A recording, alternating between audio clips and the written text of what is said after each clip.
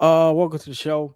As always, I'm your host Marcel on the Wealth Mentor, and we are here to do what a wealthy sibling, man. We here to change our family's money story. Let's really get into it. But investing versus quitting my job. Like this week at the time of taping, this April, a lot of things are going on in the market. A lot of things are still uncertain going on in the market, but we are at a pivotal and sort of like peak moment of so they had to choose between investing and quitting my job. And this is why I praise and talk about going to get that money, learning trades, learning trading to be specific, learning how to invest, use your capital. Your capital can be deployed, and when you learn this type of skill, um, you can do things that prevent you from having to make these tough choices if you are dedicated to this type of career. So, like, let's dive a little deeper because I'm gonna go a little bit off script with you because I really just want to have this conversation because it's real. But I do want to get into technicals of trading. Like this is about to be about investing. Like this is about to be about the economy. We going into it. Usually we do a little bit of both, but we just really got to talk about it because where we at. But um, because I learned the skill of trading to the point to where like I traded and I'm able to pay my rent, like all these things, right? Pay the people I owe, pay bills, like these things. Now, um, because I learned this skill, right? Um, some people didn't have that luxury, and on one hand, especially coming from the community I come from, I feel that, and I know it's twice as hard. If it was difficult for me, I know it was hard for them. In that standpoint, we're like, hey man, we gotta go get it because um the system at the time wasn't holding us up. Yeah, we got things coming in, other money coming in, gigs, opportunities through our business and state, but there was a point to where like it's either you're gonna have to maneuver, pivot, either your trade's gonna hit or you're gonna have to quit. And in the state in which we in, this is why I keep telling y'all, man, at least grow your money, like truly get a high yield savings account, get a studio account for your kids, start development early on a life insurance policy. That way, possibly you can pull from the living expenses. These are things that I just picked up over time, being around wealthy people, right? I changed my environment. So I really tap into the avenues of what was possible. And I said, bro, I'm going to go make some money out this market. All right. The government shut down. It's cool. I'm going to go make some money out this market. Don't trip. Now, the crazy thing is what irritated my soul was that I know why they say it's a day traders market. When I tell you one of my last pivotal trades I had, I'll tell you, uh, it was AMD. I think I had Nvidia, and I know it sounds wild what I'm naming. You like, bro, you did what? I had to reverse. The technicals were on point, and it was trending over daily, right? So when I say trending over daily, at least the overall direction from a month back, it was going down. Really probably been dropping since March 1st at its high, but there was no concrete directional of trend, right? So the two main indicators that I use is moving averages and trend line. Trend line means that there's been a confirmation that the overall stock is moving in this progression and that from its previous high, and I'm a swing trader. That is truly like, yes, I can day trade like this. And most were like, if I would have just day traded this, I would have been smooth or just exited while I was up, right? Um, but I'm talking about it was on point. I'm like, all right, cool. It's going to anyway. Anyway, I'm getting off track.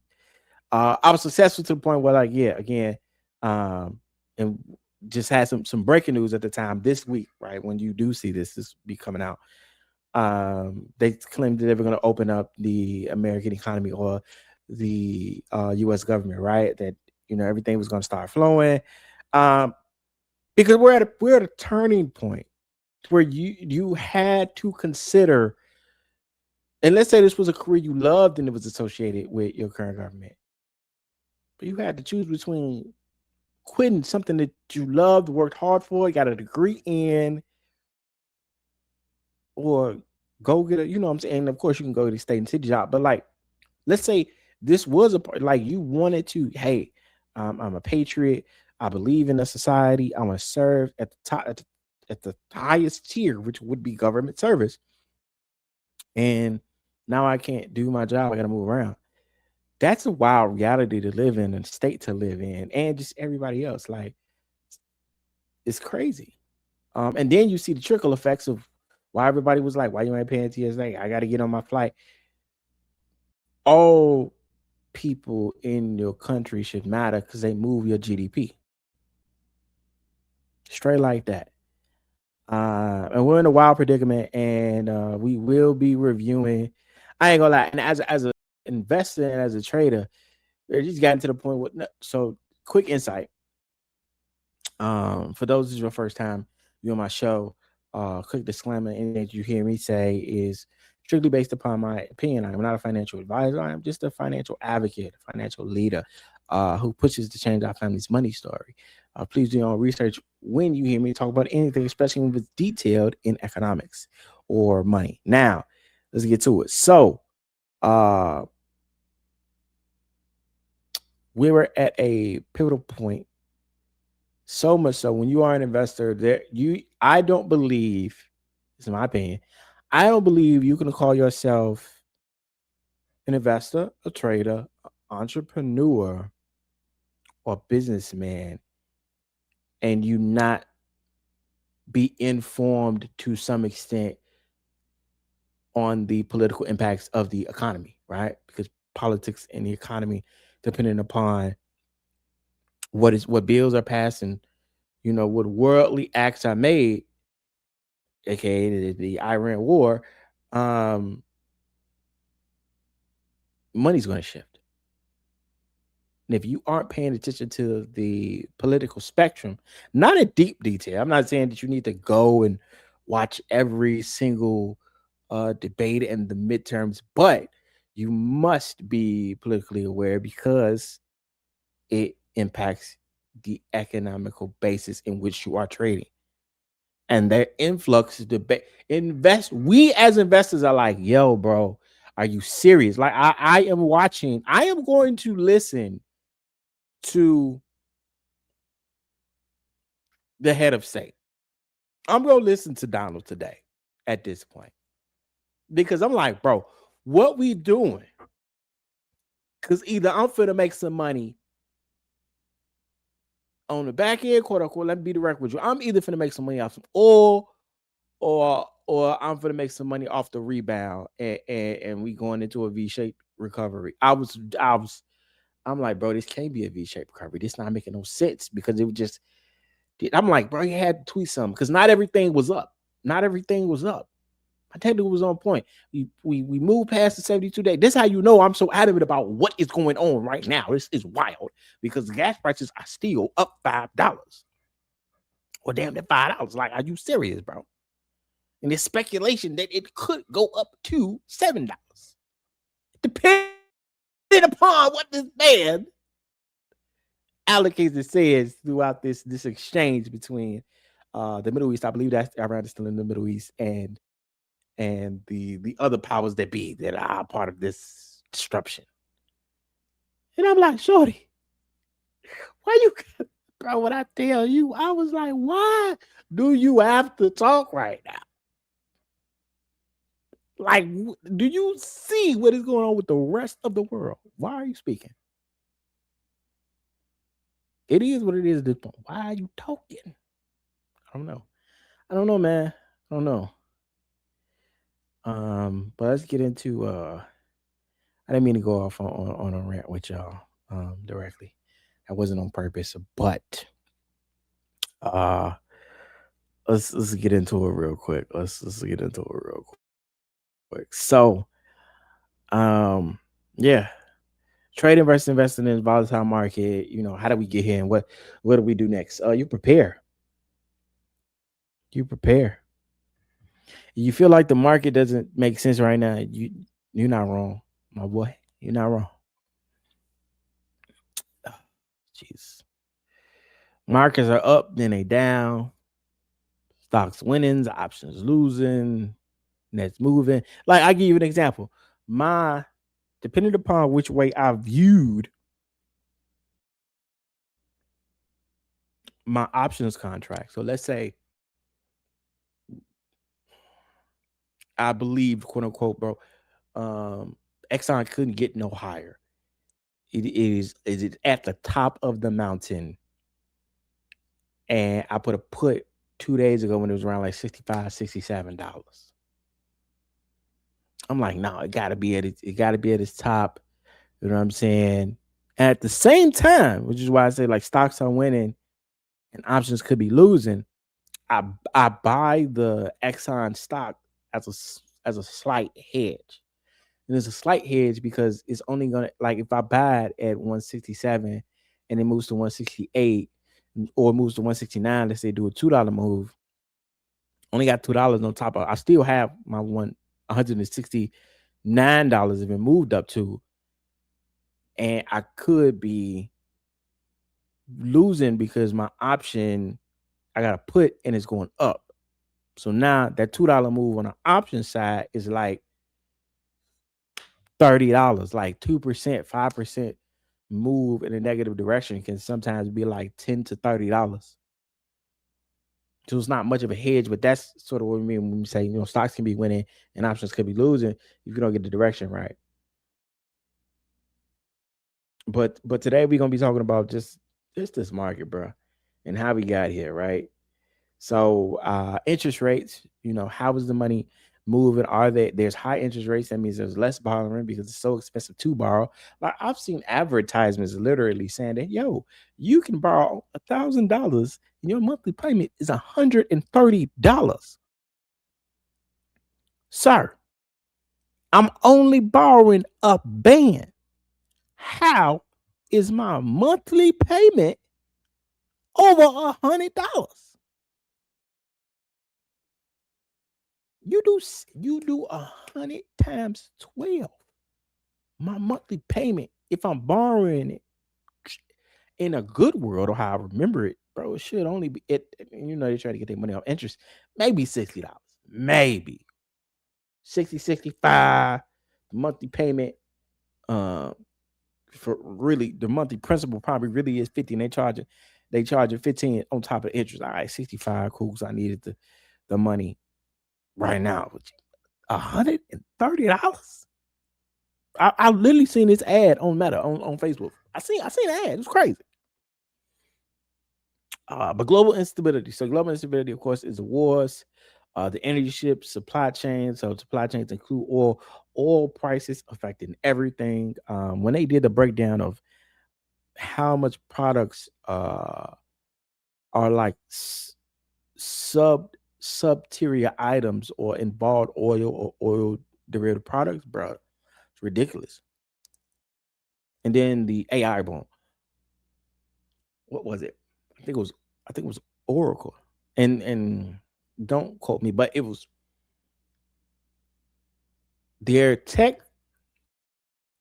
I believe it was Oracle to be exact. Bro, they just sent an email and a black woman. I'm sorry to black women who are informing black women because they are the most employed, so they have to be the most warned. And this is the sad reality that this negative or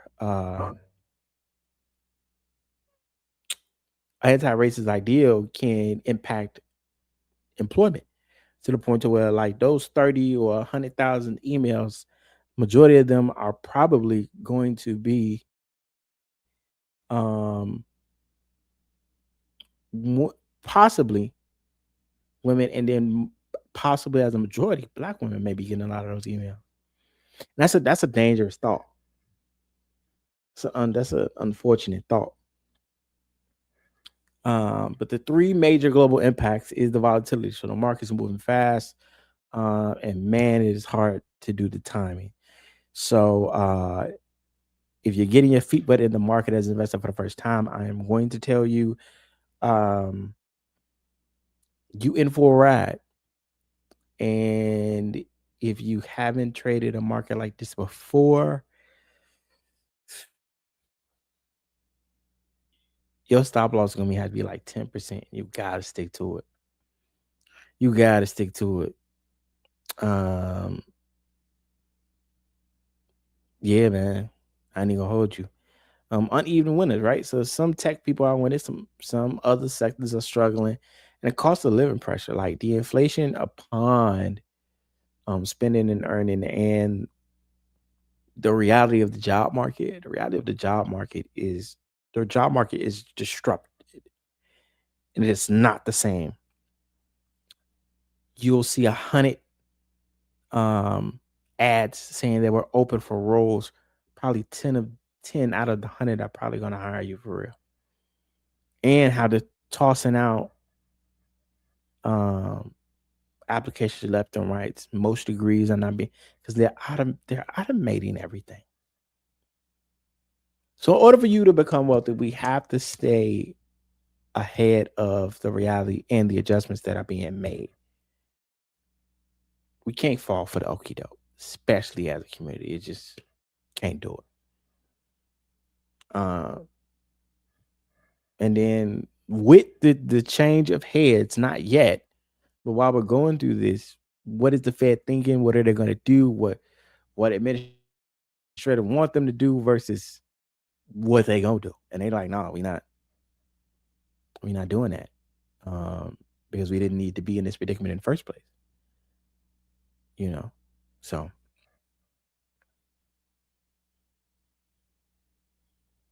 now, here's what I will say. Um, on the stock side, honestly, and I did this today. I put my money to the side. I threw it in VTI. Like, I sat on it because I am literally waiting to see what he's going to say. Like, no cap. I put it in VTI. I put it in XLV. I believe the ticker, the Hectare sector. And I said whatever other cash I had to the side. I said, man, look, bro.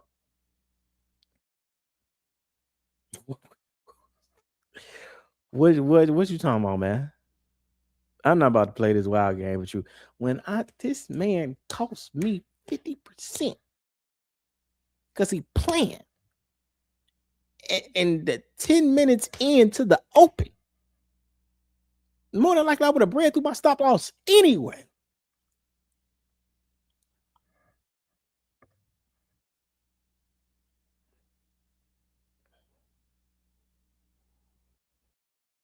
But yeah, these are going to be some of my rules. I ain't gonna talk y'all heads off. But how I would navigate the market right now until this true uncertainty, and I had to face this reality. I'm like, yeah, this them last two trades, I was like, bro, it's not following fundamentals, G. Like, at all. It's not following the technicals. It hit the 200-day and it broke the 200-day. I said, are you Amazon? How? How, Sway? Kept in the support, broke through the support. I'm like, yo, isn't anyway, y'all. But separate rule one, and I'm telling you this via these are going to be added rules for me. So the top 3 rules for you, let's see, we have 3. Oh, top 4. Separate your money. Rule 1, separate your money. So trading account should be small percentage in your investing account. I would say if you are up on profit, take your profit 20, 30%. Take it, chop that down. Don't, because you on in a traditional way that the market will be moving, you will be like, all right, cool. I could possibly double down, triple down. This market is not for that. If you up 20, you could be down 60 tomorrow because they'll snatch it overnight and it will drop. So I would say if you can, not necessarily same in a day trading manner, But if you're able to come up on profit in the next, and you can confirm over the next two to 3 days, you get 3 days, you solid. You get a 3-day swing, you solid. But if you get a 2-day confirmation saying that I cool, caught it, let's say you caught it on the open, confirmed for you, boom. It held up on the second day. Before the second day closed, you cool, you took your profit and you put the majority of your that whole bag in which you invested in that trade and put it just put it in the ETF index, right? And then you do low ball trades, right? So let's say you betted 1,000, you made 2,000, cool, you take 15, put it in the indexes, whichever one you pick,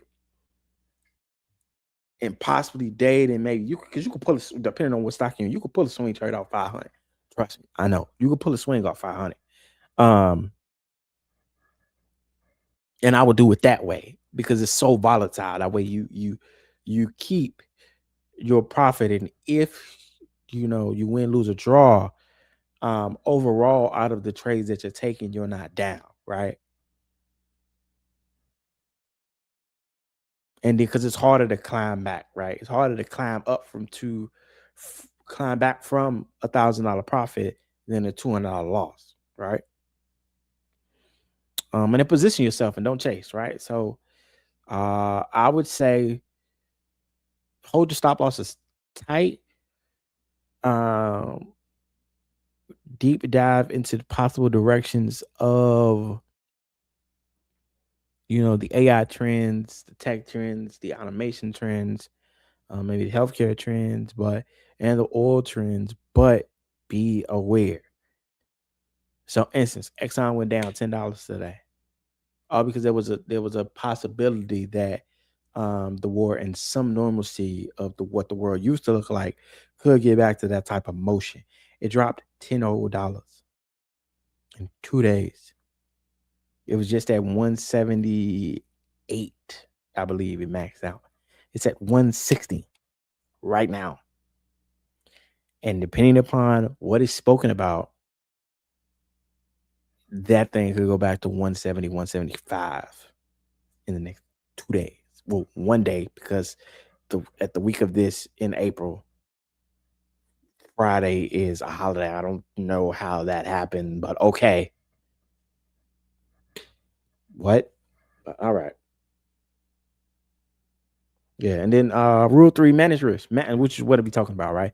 They'll go all in on one option. I didn't. I went in on 3 options, but protect your capital first, and then think like an entrepreneur. Invest like you're building something, not chasing something. Straight like that. And then bring it home strong. If you're going to trade in this market, bring it home strong. Trading can make you money fast, but investing can build your life. This is very, very true. Give you an example. Again, like I said in the beginning, right? Trading helped me hedge against quitting my job because trading made me money so I could pay my bills and rent while the government figured out, because everybody was affected in some aspect, like government contracts and that whole nine, but the public or private equity that I do own is going to build me wealth in the future.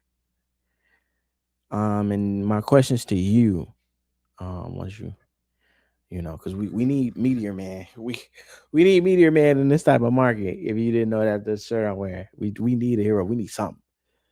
Uh, but honestly, be honest with yourself.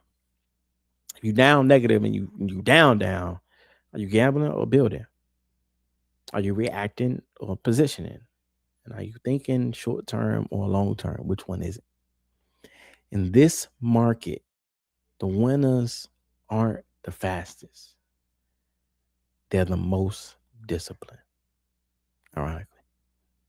Yeah. And if you want to learn how to invest, man, the right way, you can actually get my book called Investing for Beginners. The link is in the description. You can grab my book if you just want to reframe your mindset, called A Trade I Made. I am your boy Marcel, the Wealth Mentor, founder of Griffin Speaks. We are here to change your family money story on Wealthy Sibling, because this is a journey that we had to go through, and honestly continually go through, um, because our family hasn't really been through it as a collective. And when you choose or become the wealthy sibling, this is what we talk about, from business to investing to the life of an entrepreneur. I am your boy Marcel. Appreciate y'all. Hit the like button and the share button on the YouTube. It's Marcel Griffin. And yeah, man, straight up for another episode. Appreciate y'all.